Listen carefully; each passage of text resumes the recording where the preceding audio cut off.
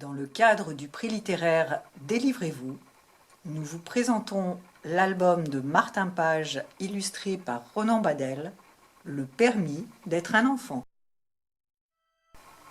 Astor est un enfant rêveur. Il aime observer les fourmis et les dessiner dans son carnet. Il aime aussi cultiver des légumes étranges dans le potager de ses parents.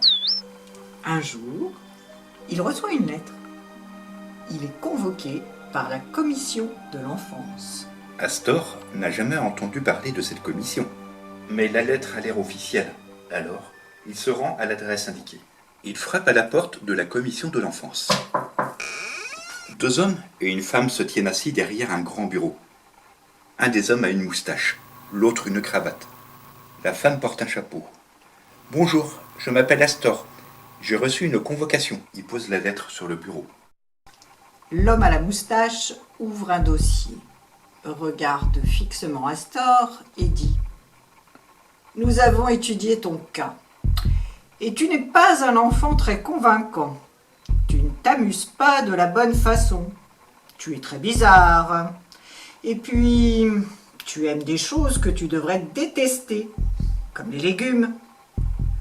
Franchement, tu n'as rien d'un enfant. Nous sommes désolés de te le dire, mais tu vas perdre ton permis. » « Il y a un permis pour être un enfant ?» demande Astor. « Il y a un permis pour tout. »« Mais j'ai 6 ans et demi. Je suis un enfant !» s'exclame Astor. « Ça ne se voit pas !» grince la dame au chapeau.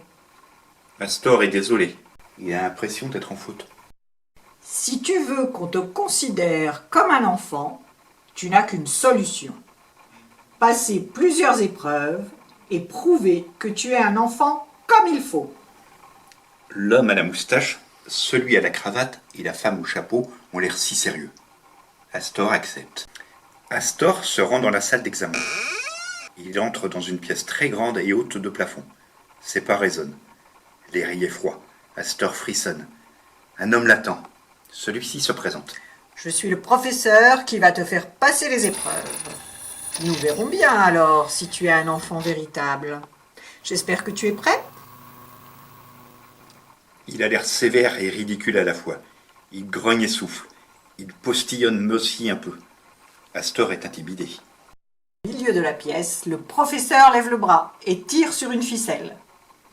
Une trappe s'ouvre dans le plafond et des milliers de sucreries de toutes les couleurs tombent sur Astor.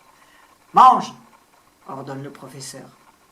Astor goûte un bonbon et prend le temps de le mâcher. Il aime ça. Mais il n'en veut pas davantage. Il en met dans sa poche pour plus tard. Le professeur a l'air contrarié. Il dit sèchement « Mange-en plus, petit sacripant. Ils sont délicieux. Ils sont pétillants, bourrés de colorants et de sucre. » Mais Astor refuse. Il n'aime pas qu'on lui donne des ordres. Il s'extirpe du tas de bonbons. Il y en a trop. C'est écœurant et très collant. Mais ça lui donne une idée. Le professeur est déterminé. Très vite, les épreuves se poursuivent et s'enchaînent.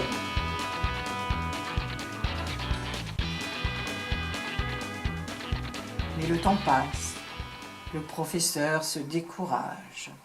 Astor, lui, commence à s'ennuyer. « Il ne te reste qu'une chance de prouver que tu es un enfant, mon garçon, » dit le professeur. « C'est le test des chatouilles. Que tu le veuilles ou non, maintenant tu vas rire. » Le professeur prend une plume qu'il agite sous le nez d'Astor. « Tu ne pourras pas résister à ça, petit insolent. » Mais le jeune garçon ne rit pas. À la place, il éternue si fort que les cheveux du professeur se dressent sur sa tête. « Tu ne veux pas rire, petit vaurien ? Alors, je suis sûre que maintenant tu vas pleurer. Ouvre grand tes oreilles. Tu es privé de dessert pendant 1 an. » Le professeur est furieux. Son visage est si rouge qu'il semble sur le point d'éclater. Il se met à grogner, à taper du pied.